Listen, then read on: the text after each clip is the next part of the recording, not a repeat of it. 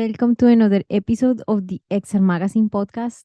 My name is Diana Olenik, and today we're going to be speaking about Walkabout Mini Golf. What is Walkabout Mini Golf? It's a escape into an imaginary world where pretty much everything is possible, and at the same time, you can play mini golf. It is a place where you can play by yourself, meet someone new, or challenge your friends in a private game with up to 8 people. Extremely realistic, with physics that create the perfect experience for hardcore golfers and casual players alike. In Walkabout Mini Golf, you can sink a perfect hole in one, search for lost balls, unlock hidden clubs, or just relax and take in the views from one of the 16 included courses.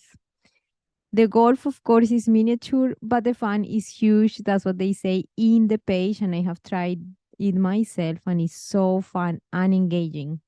Today, we're going to be speaking with Lucas Martell, who is the executive producer of Mighty Coconut, which is the independent entertainment studio based in Austin, Texas. He's the creator of Walkabout Mini Golf, the hit social VR experience enjoyed by hundreds of thousands of people in 40 nations each week. Lucas Martell is the co-creator of SPIES in Disguise, the Fox Blue Sky animated feature starring Will Smith and Tom Holland. And he also participated in the original short film PIGEON, Impossible, as well as the OCEANMAKER, who have seen more than 30 million times online and screened at over 350 festivals in 63 countries all around the world. So he is read by Gary Ungar, Exile Entertainment. This has been an amazing journey that he has been sharing. And today we're going to be speaking about his creation with Walkabout Mini Golf, the challenges, and what is the step-by-step process that he follows in order to create these amazing experiences. I can't wait to begin. Let's do it. Thank you so much, Lucas, for being here today. I am super, super excited. Please let us know, how are you doing today? Oh, thanks for having me. Yeah, I'm doing great. Yes, thank you so much. We'd like to know a little bit about your background and perhaps how Mighty Coconut got started. Yeah, so my background is actually, well, I was a music major and then I was interested in film, so I taught myself animation.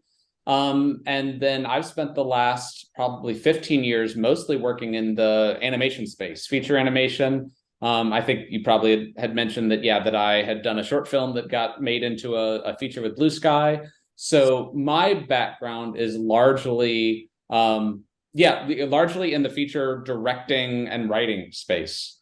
And then Mighty Coconut started sort of on the back of one of those short films. We wanted to kind of keep the band together, and it actually started off doing mostly animation and VFX for films, series, commercials, mostly work for hire stuff, but we were doing a lot of our own stuff. And then at one point during the pandemic, I kind of needed a project to keep my hands busy. And so I started working on this mini golf game that was kind of largely for fun, but I had some early conversations with Oculus at the time around the Quest 1. And so I kind of started doing Walkabout as a solo project on the side. And then we released that in 2020, right in kind of the height of the pandemic. And now we're a VR game studio. And so, we're kind of taking a lot of the lessons we've learned from animation and applying them over to VR development, game development, and learning all of the, taking some lessons learned, but also having to learn a lot of new things because it is a very, very different process for creating VR. Thank you so much for mentioning particularly that. What would be the main differences between a traditional animation and when it is transferred to VR or a media like this? For someone who is new, that might not be very apparent. I think that the main thing is that animation can tend to be a lot more linear. You start off, you make storyboards, then you do layout, then you do animation, you do lighting. Everything kind of tends to have a very sort of like, you could literally take a project, you could look at the very early on boards and you could be like, okay, there's this many shots, there's this, you rate them on how complex they are, and you could pretty accurately predict how big of a team you're going to need for how long, when people are going to ramp up, when people are going to need to start working on another project, with a pretty high degree of accuracy. And things tend to flow in a very modular state. We're like, okay, we've got the character rig set up. These can go to the animators. You start unlocking very specific things for specific people. Whereas game development tends to be a bit more, everyone can be in there all at once at the same time working on stuff. There's also a lot more, you've got to get things further along in the design process before you know whether they're going to work or not. Particularly for gameplay, there's a good number of things that, like, until you can actually play it, you don't know whether it's going to be fun or not. Whereas in film, a lot of times you can write the script, and if the writer director can look at it and be like, okay, yes, that's going to work, or no, that's not. So there just tends to be a lot more work that you need to done before a lot more work that needs to be done before you're 100% certain that what you have is the thing that you actually need to be spending time polishing.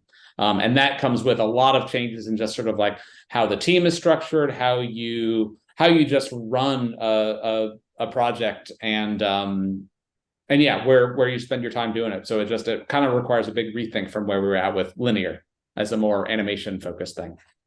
Yeah, that sounds great that you expanded particularly on that, and how it is not only the impact in the technicals, how new things come to the place, like optimization, which is different for this type of format, compared to animations that can be played in a computer, but also the actual project management point of view of how now the teams work together, which ultimately also impacts the operations of the whole studio. Yeah, well, and also something that is sort of very different and very unique, particularly for our game, for Walkabout Mini Golf, is that in the film world, we're also very used to something being, you get it done, there's a release date, it's done, it's out, it never changes again. Whereas Walkabout is constantly evolving, and we're constantly going back and reworking stuff that we had before, or adding new features that suddenly we need to think of, like, wait, how is this going to impact that other thing that we had created way back in the day? And so there's a lot more. I kind of equate what we're doing with Walkabout, but game development in general. It kind of feels like the plane is in the air, but you're still out on the wing tinkering with the engine to make sure that it works, or doing an upgrade like while you're still at 30,000 feet. Kind of feels like what we're doing a lot of the time. So yeah, that's a very, very big difference from animation. Oh yes, for sure. And have you been working in animation experiences in VR, where, let's say, part of the storytelling in the user has to participate in the actual story or narrative? Have you been working in those ones, or do you have the plans to do that?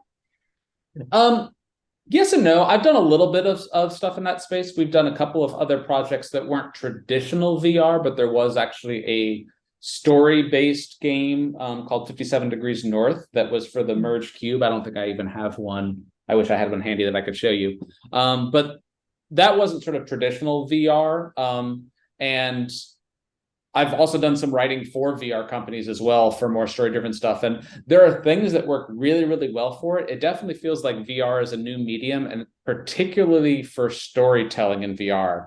It still feels like everyone is trying to figure out, again, unlike film, where it's like there's a script, there's a standard format, everyone knows sort of like how you could sort of like, there's a lot of tools in terms of how you tell stories in film. With VR, it's still so new. Everyone's trying different things. There's no sort of like set way you can sort of grab, like, oh, this thing worked really well for that project over there, and this thing worked really well for that project over there. But it's a very it's so new that there just isn't a big library of stuff to pull from. So it's a lot of invention. It's a lot of trial and error.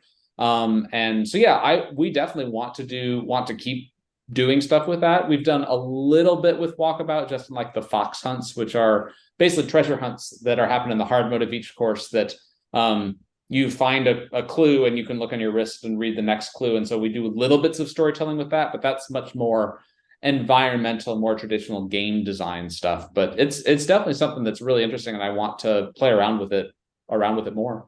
Yeah, that would be amazing. I'm pretty sure you're gonna do incredible things.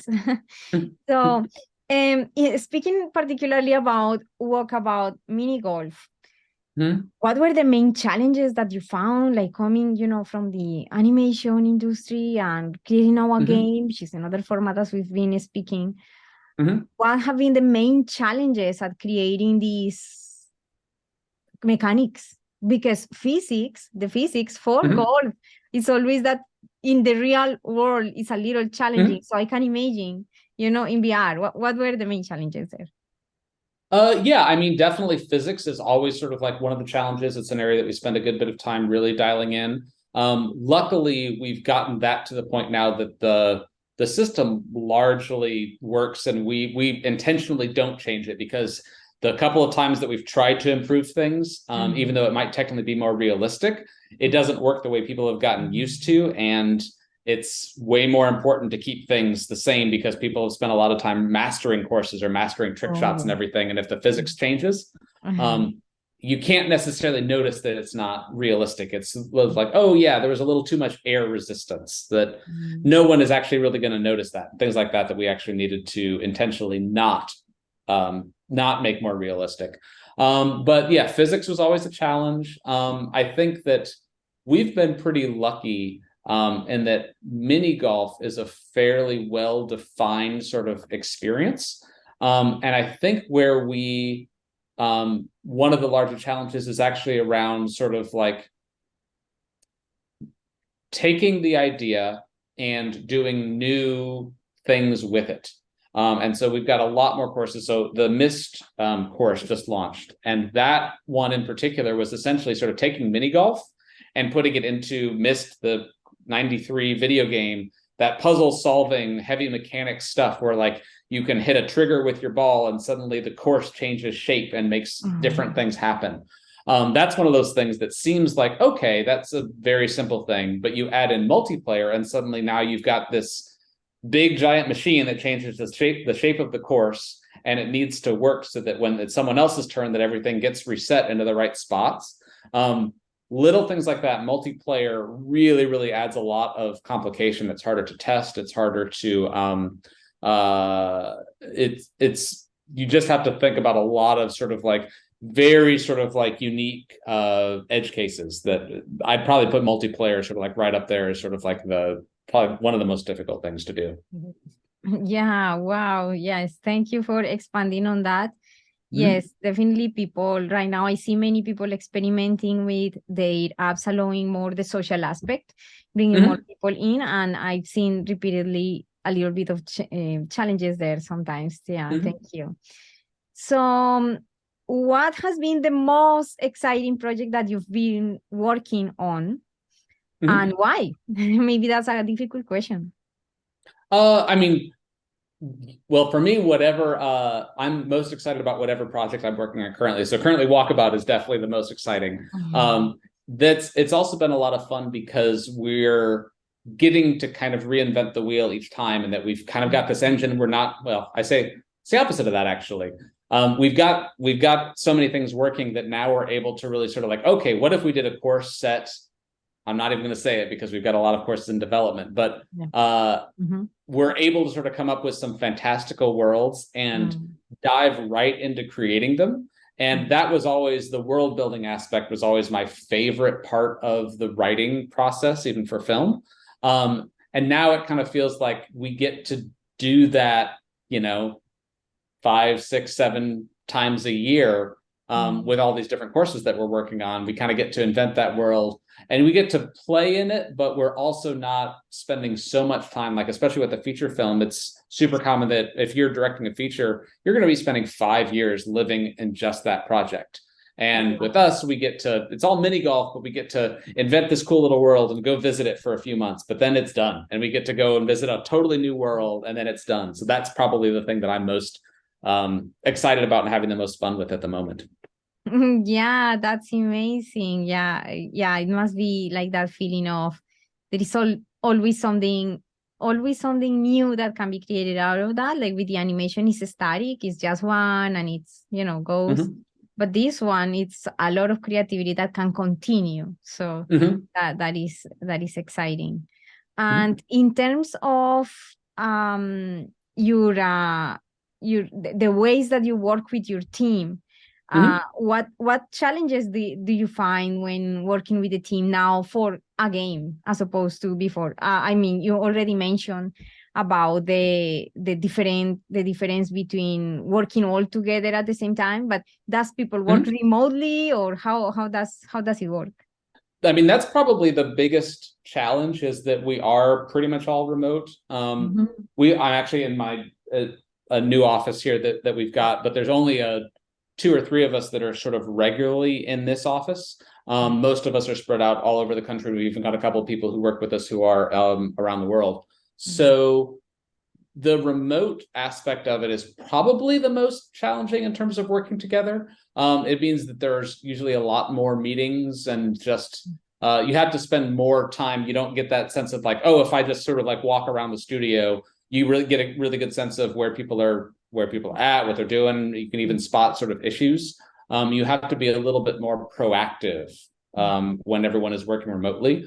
At the same time, we've also sort of gotten to a point where I feel a lot more comfortable with that, and we've figured out what works and what doesn't. And one of the big benefits is that because we are doing a VR social multiplayer game, when we need to go take a look at a course, or we need to do a review on something, a lot of times we're just able to hop into a game on one of our development builds and literally just like fly around the course, just like you would do a location scout and film. So yeah, you literally just like, oh, we need to move that over there to make a sight line to this next area that we need to see. You could literally just like point to it and everyone can, have a conversation. So when we are in VR together, it actually does very much feel like we're kind of in the same place. So that's more luck than anything else, that we just happen to have that, that we actually get to use the game that we're making as our collaboration tool for a lot of it.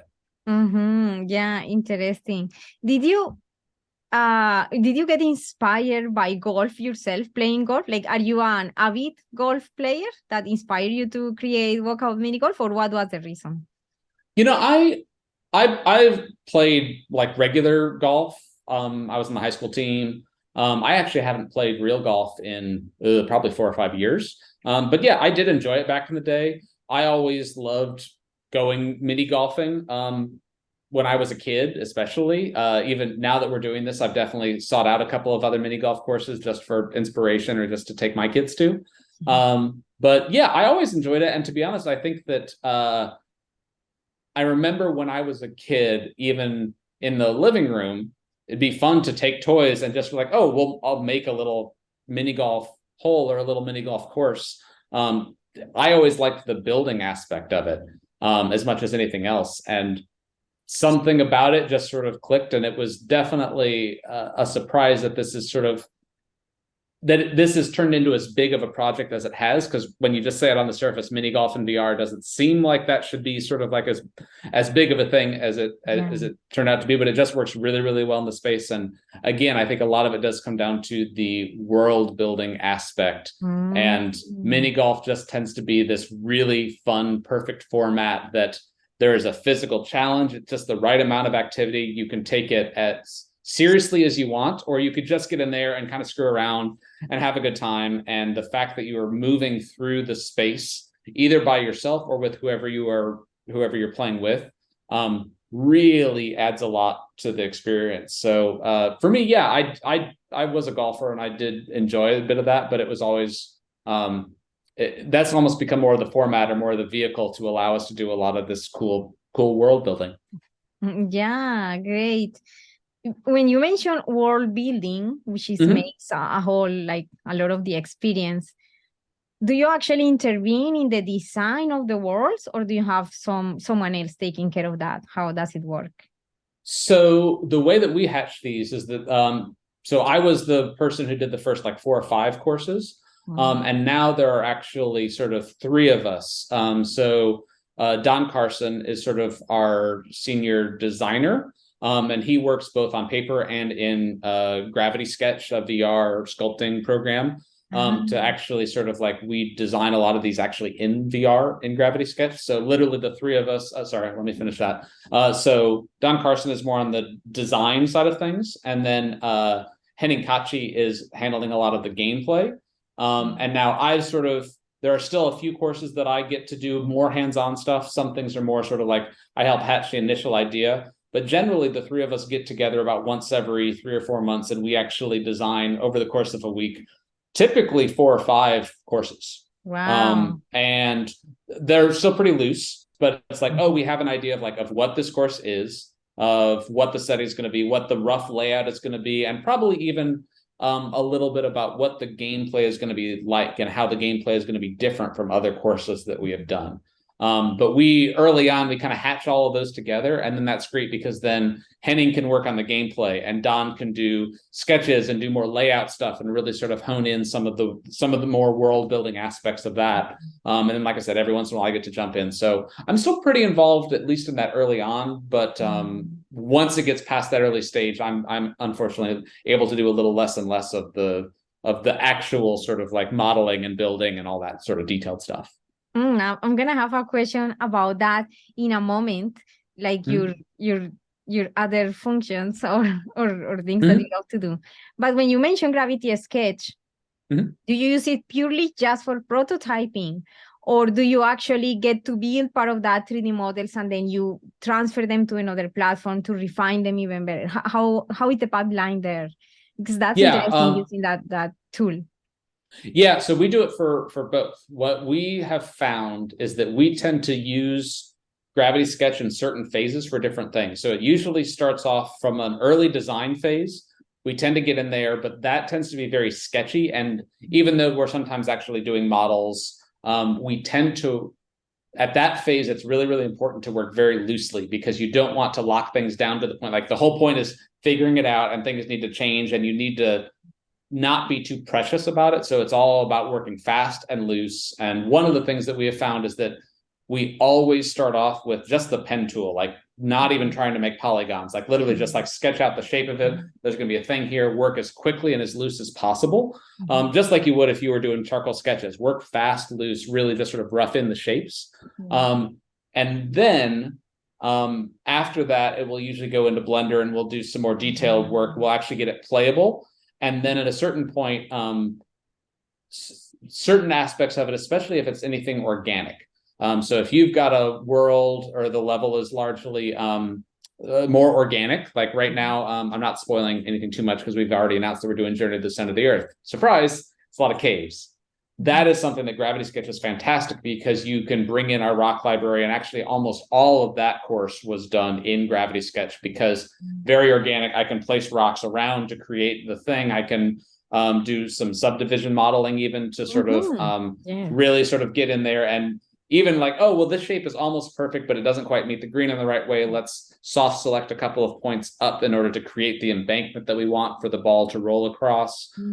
So yeah, for some courses are almost entirely Gravity Sketch. Other ones, it's only more of that upfront, and then it needs to be more traditionally modeled for more hard surface stuff, like and Blender is mostly what we're used for that. I'm super excited to hear about using Blender. I also use Blender, Gravity Sketch, all these tools. Do you do then your post-processing in Unity? Just now that we're speaking about tools, that's how you do the pipeline? Now you're finishing? Yeah. It tends to go back and forth between Gravity and Blender. We've got a couple of pipeline tools that one of the things that we do differently is that because we really want to be able to control the world and we need to be able to move points around, what most video games would do is that they would probably build an asset library, bring that into Unity, and then place everything within Unity.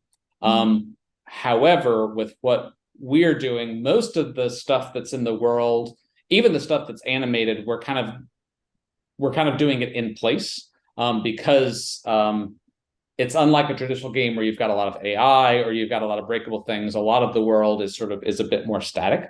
And so what we've done is we really have the entire course exists within a Blender file, and the entire thing gets exported to Unity at the same time. And then we have some pipeline tools that run scripts that will basically add all of the functionality we need based off of some naming codes that we have. So that's one thing that we're doing that is way more probably how you would do a traditional film pipeline. But what that does allow us to do is it allows us to utilize Gravity Sketch to really do all of that really nice VR placement and even soft selecting things into place. It just tends to feel a lot more custom and a lot more handcrafted than if, because in Unity, normally you would be limited just to like, okay, here's the object and here's the couple of variants I have of this one object. You can move them around, but you can't like, with golf, it's really, mini golf, it's really important to like, oh, I just need to take this, there's too easy of a shot here. I just need to move this edge like 3 inches that way in order to make it, to improve the gameplay and sort of block off a cheap shot that would sort of make the hole boring. So that's kind of how we're doing it. That allows us to have some flexibility. Wow, super, super exciting. I'm so thrilled to have heard all of these amazing uses that you have or incorporation of the tools that you use, etc. It's been amazing. Yeah, how people can find these experiences that you are doing? Where do you want people to find any of the experiences that you did?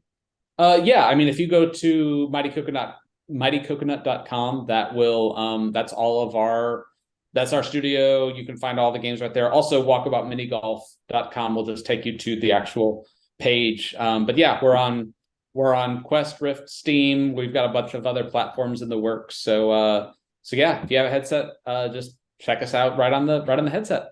Yeah, thank you so much. I just wanted to highlight very quickly something that I saw that it was pretty cool, and is that years ago you decided to do a destination production, the Ocean Master. That was pretty cool.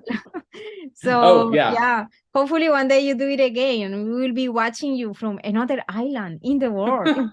You know, we kind of do a little bit of that right now, because when we get to, because we're remote, we do tend to get groups of people together. We haven't gone to Belize, but that's largely because a lot of us have kids and we just can't leave the country. Pandemic didn't help with that. But we do sort of design retreats. It's more like a week that we'll all get together and we'll go someplace fun. And yeah, it's a similar idea, just not quite as grand as when we all, when we took, there were 8 animators for 7 weeks was how the OCEANMAKER got made on a little island off the coast of Belize.